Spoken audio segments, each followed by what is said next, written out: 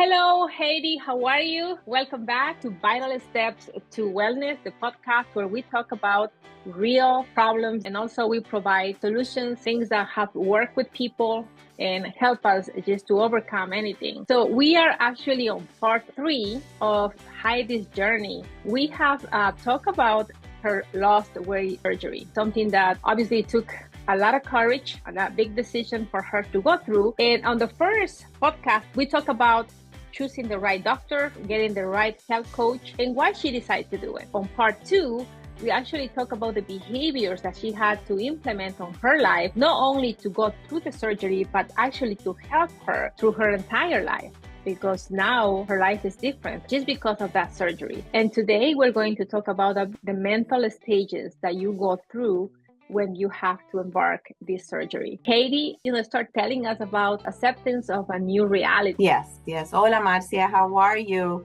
Welcome back to yourself. Yes, I can't believe it's part 3 already of this series. So, and thank you again for allowing me to share my journey. So the mental piece that I've had to go through and still going through is very important to understand that, and I've had to accept it, right? So that is the part of the acceptance, to really know what you're going to go through, making the decision itself, a fear in it, right? Because it's the fear of the unknown. Now you're thinking, I have to make this decision. Am I making the right decision? Do I have, as we talked about, do I have the right doctor?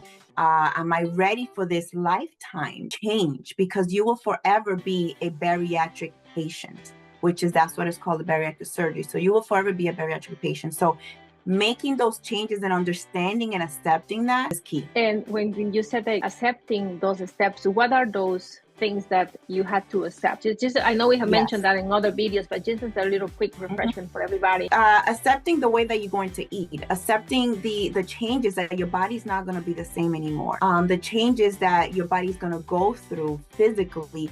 And most importantly, those behaviors that you have to implement. It's not, the surgery is just a tool. It's not a complete resolution or solution for your health, but it is definitely a huge tool that is going to help you get there. But the bigger part is you.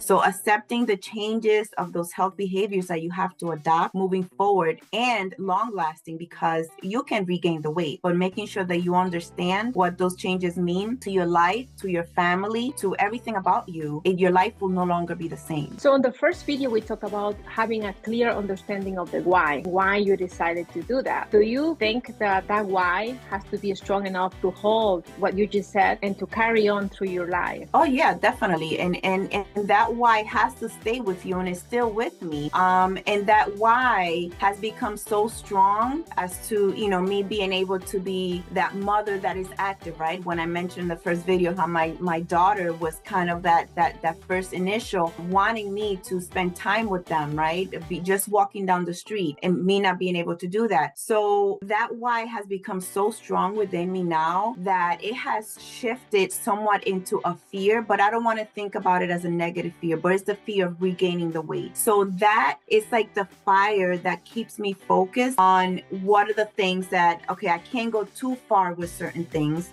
the way that I eat. If I have some sugar, you learn to have a normal eating habit, right? But all within measures. And again, that goes back to the behaviors, but it's just that fear of making sure, okay, wait a minute, let me step back. I don't want to regain the weight, right? Because I know what that looks like. So making sure that those behaviors are present, that why is what keeps me with that fire, making sure that I'm still this person, that I love who I am now, my physical state, my mental state. And I want to stay like that for the rest of my life because it's quality of life. Through that process, you had some frustrations, limitations. Even though you love your new life, there's not going to be the same. So there's going to be frustration to a new life when it comes to food. Oh my gosh, yes. Is there ever limitations? And it's a forever frustration. And it's part of those habits. So those are habits. And thank you. I'm just thinking about that right now. There's habits that we've been talking about that we have to understand and keep, to keep a healthy lifestyle. But there is habits that we have no control of, because if you don't follow them, you will be sick. And that's the frustration where it comes from. That's the commitment. That's the other part of that mental understanding and commitment that this is what you're going to do for the rest of your life. And one as simple as drinking water, not that drinking all the water you need, but how you drink the water when you eat, right? So you cannot drink water before you eat. Now your stomach is small. So if I drink water, I'm not going to be able to feed myself enough for my body to absorb those nutrients that I need. So we understand if we don't get nutrients, it follows into other things. That can be a whole nother conversation. But also after you finish eating, you cannot drink until 30 minutes after. And we are so used to, we're eating and we're drinking. We're eating and we're drinking, right? We're always used to having a glass of water, or for some of us, right, for some Pepsi or soda, which it shouldn't be. It's those things because it makes you physically sick. It's something called dumping. So, and if you eat a lot of sugar, right? So now you have the whole limitation. So I love chocolate. It's transparent. That love is still there. It has not changed. But I've learned to minimize it, right? I've learned to kind of, I understand my body. So it's 4 years now. As the years go, your body changes. It has some acceptance or not into certain things, but those are limitations and frustrations very common with bariatric patients after going through weight loss surgery. The other one is to eating. Your stomach is small. Sometimes I'm like, yes, I have this plate of food. I've been wanting this meal. It's so good. And I'm eating. And after a few bites, I'm full. But my mind says, this is so good. I want to keep eating more. But your physical body, stomach is not connecting. So these are frustrations, and it takes time for you to learn those. And when you don't take the time to learn those, that is when the weight gain happens. That's when the failure of the surgery happens. That's when people it crosses complications, and they have to go back to the operating table and making sure that other changes are made. So that's a whole nother story. But those are the frustrations that I live with. Sometimes I'm eating something and I'm just thirsty and I want to drink, but it just, I can't. So wow. It's a commitment. Wow. So what I also hear from you is that it creates a lot of awareness of yourself with your body, like your inner voice, listening. Because we know by a fact that the wisest advisor of our bodies is our inner voice. And thank you so much for being so transparent, because I had no idea about, the details of, like, don't drink water before, or drink too much, or drink after. Like you said, we're so used to just drink water, or, you hear most of the time before you eat, drink some water because that will help you. But in this case, having the surgery, if you drink water, you will have no space for food. That's right. Yeah. Even if, eating your proteins first, eating meat, it takes longer for it to go through. You have to chew it very well in order for it to go through. If not, it's going to cause pain. This is a bit TMI, I guess, but we're being realistic here. The food doesn't digest as a normal stomach, as your stomach. So that food may stay there and it'll come back up as the food. Making sure that you eat in portions, eating your proteins first, because our body doesn't absorb anymore as a normal stomach that absorbs the nutrients. So you have to make sure that you get full first with the things that you need, your vegetables, right? Your proteins. That's what has to come first, and then everything else. So it's a lot of commitment changes, and these are the lifestyle changes that we have no control of, that we are committed to. But we can still fail, but there's the huge commitment that also causes frustration. We continue to learn every single day. Yes. What is good, what is helping, and how can we change that, and how can we adapt. And that's why it's so key from the beginning, like you mentioned, is having the right doctor, having the right coach, having the right behaviors, go through these, because this is for life. This is for life. And the support, as we talked about in the second episode that I mentioned, the support of your family. It's important, when you're at that dinner table, what comments are they making? Oh, why are you being picky? Why are you not eating this? Oh, make sure you eat some more. Why are you not eating? Oh, I'm full already. These are things that can affect mentally, right? If you're at this dinner table and people are saying, well, why are you not eating anymore? Those are things that are part of this new life change, that we have to be conscious of those changes. It's not just saying going to do the surgery and you imagine yourself skinny, or being able to do simple things just as getting on a roller coaster, right? Or being comfortable in an airplane. Those are common things that people desire, but there's so much more to it. Yeah, and when you said something very key is, I think that anyone get frustrated when people ask you over and over the same question. So when you're at the dinner table and family ask you the same question, why you're not eating more? It can be frustrating. And I completely understand. Yeah. So those comments can hurt you. Maybe you don't even want to share them anymore. And you're like, why my family doesn't understand me? So having that communication from the beginning that this is how it's going to be, I think is definitely helpful. So thank you for sharing that. So at any point, did you feel any shame of having the surgery after you have experienced weight loss on your own? Because that's what you mentioned on the first episode, that you were a gym person, you actually were even an instructor, a health fitness coach. Yes. So what happened there? Did you feel any shame? Like they make you feel shame with comments? I will start with how I felt myself. I felt a letdown because I was this fit person. I did it on my own, right? My own sweat, blood, and tears, right? Just going to the gym, and then I regained the weight plus more. Health changed, and the best option for me at that moment was the surgery. By doing that before, not giving in, and a comment was made, oh, you're taking the easy way out. I was heartbroken, but I had to focus on the health, what I wanted to feel like, and my own well-being.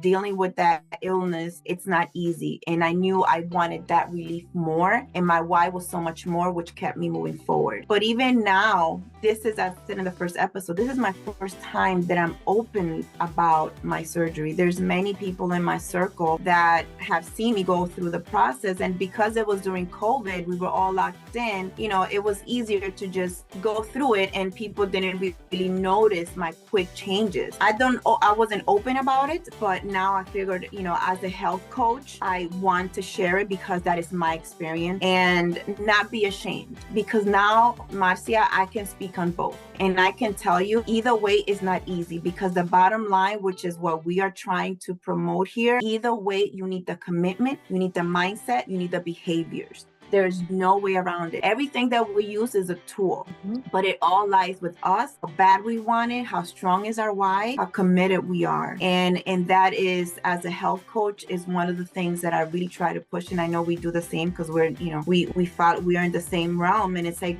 this is what matters. This is the key, is those behaviors, that mindset. I had to learn that, and still I have some shame when I'm speaking of it, but this is a huge opening for me to be able to be comfortable with it and stand in my own truth and say, yes, I've lost the weight, but I can talk about both and the realities and the struggles and challenges of both.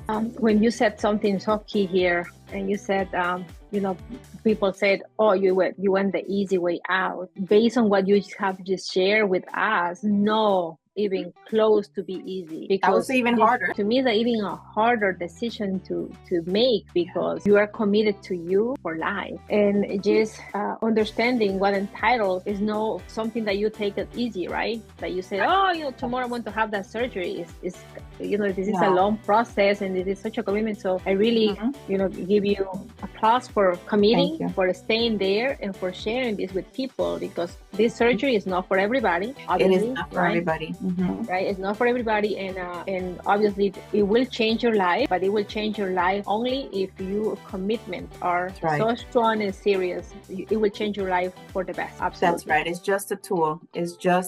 And there's so much more.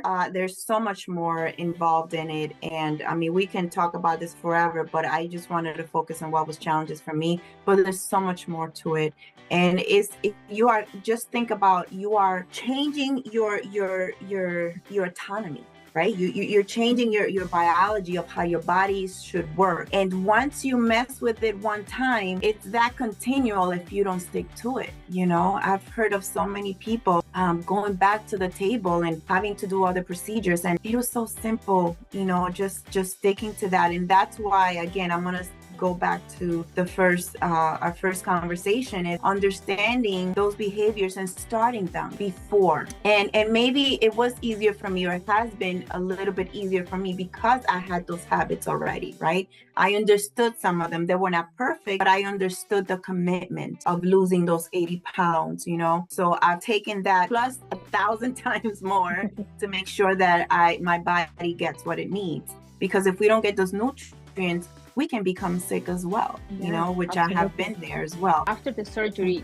anybody will imagine like, oh, you do the surgery, you feel better. But you mentioned that it took you a year just to look yourself different because your skin was hanging. So it's not like you come out of the surgery and you look this person that you imagine that is going to be, but it's not. So can you share a little bit about that piece of journey? Yeah. So the first year of bariatric surgery, of weight loss surgery, they call it the honeymoon stage. It's the honeymoon. The way that my surgeon, the way he described it makes so much sense. It's like a thermostat, right? That when you have your AC, your heater in your house, you have it at a certain temperature. It's going to turn on and off until it stays within that temperature that you're assigned it to. So our bodies kind of lose that when we're overweight. So when that is changed in our physical is changed, our body it gets turned on again. So it begins to lose weight tremendously fast. So that first year, you can lose so much weight and your body is transforming. There's a lot of loose skin. For some people, they do require to have, skin removal surgery because it's so extreme. But in my case, I didn't have to do that.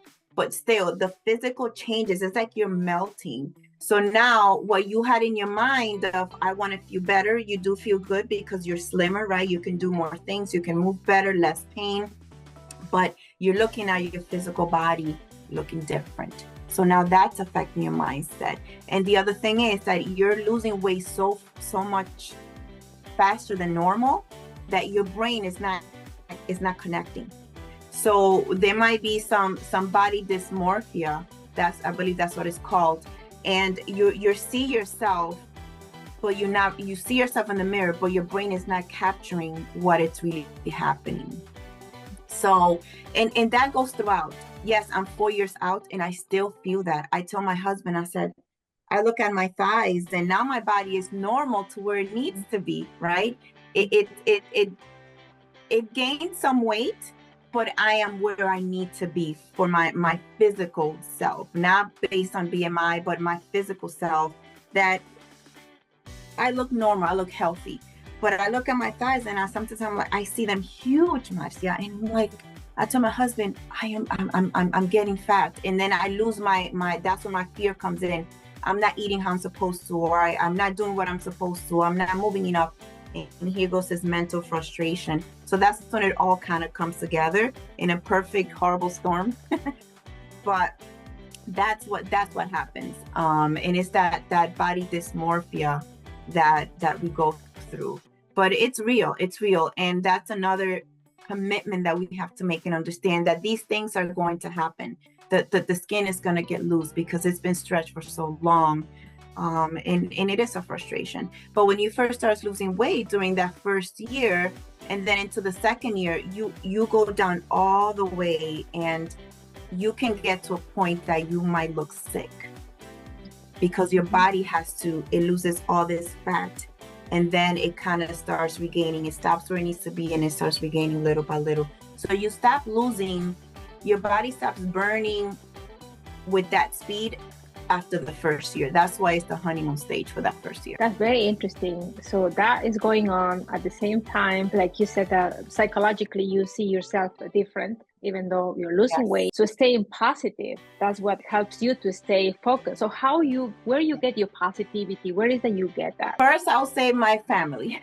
My kids, when they hear me say it, or my husband, oh, you look beautiful, you're great, you look fine.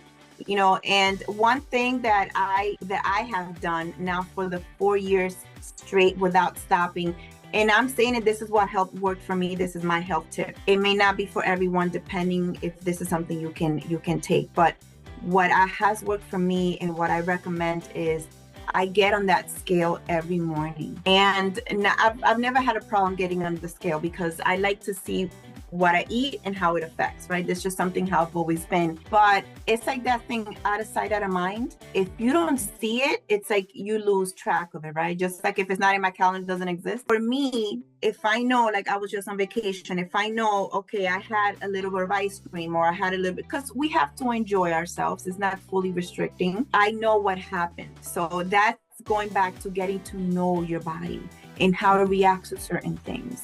So I know I give myself a leeway of 10 pounds. So I know in the summer I'm here, in the winter I'm here. So then when the summer comes, I can be here. So it's a give or take. It's a constant thing. Those lifestyle behaviors, those commitments that have to be constant for you to still remain in that weight that you want it to be. And the reason why you committed when you said yes to the surgery in the first place. But that is my recommendation, just making sure that you know what is happening to your body, that what you put through here shows in that scale, and you know what happened. So if I enjoyed myself today, tomorrow morning, I'm like, okay, so that day, so tomorrow morning or tomorrow, I know that I'm going to restrict myself a little bit and eat a little bit healthier, maybe do some intermittent fasting. So whatever works for you, but do not live on that out of sight, out of mind, please, because we don't realize what's happening. Thank you so much. And I think family and friends, for some people that perhaps don't have family, because that's the case for some people, but people that they feel safe, they feel close, that can be your support, that can be the ones that help you to go through this process. And like Heidy said, just keep yourself in tune with your body, understanding that if today you eat something that is a little bit heavier, just understand that the body needs time to process, and maybe you want to give it a break. Like everything in life, you need a break. Right. My body does too, right? Thanks, Heidy, for sharing your journey, for helping us to understand that this process can be helpful for a lot of people, but there are things that we need to commit, that we need to understand, and we need to prepare. I think preparation is key. I always believe that preparation is key for anything. Any last words for all the people that I know they're going to listen to this podcast? Yes. First, thank you. I'm very proud of myself, I would say, for finally coming out and sharing this. And I hope that those that are listening feel comfortable enough to reach out. I wanted to come to share my story through the reality, the lens of the things that people really don't talk about. Not just, the logistics of the surgery, but really understanding the mental and everything else that we go through. So be prepared. I'm not for it or against it. It's just, to me, I respect everyone's opinion and what is best for them. And my recommendation is just, what's best for you. Make sure that you educate yourself, understand what are the commitments, the complications that can really come through. Understand, ask questions to your physician. I respect them, but they're not the end all be all. You have questions. Make sure that you know your life better than anybody. So understand that, and it's okay to ask the questions. Commit to what they're telling you to do, because it is important. Work with your nutrition, work with a health coach, and really understand those health behaviors and start them before you go on this journey. And that will be the key, the foundation for you to be successful for quality of life for the rest of your life, which is why you're committing to the surgery. Thank you so much. And definitely looking at a wonderful lifestyle, something that you enjoy, is that we want to share with you in every episode. And for the next time, we're going to have a topic that also is going to be very helpful. We want to bring things that they are real, that they affect us every single day. We want to bring solutions that can help you to live a better life. Here at Vital Steps for Wellness, that's what we want to accomplish. We want to get to your home and just give you some insight so you can start developing that better lifestyle. So thank you so much for watching, and thank you, Heidy, and we will see you on the next time. Yes, take care. Thanks, Marcia. Take care. Bye-bye. Bye-bye.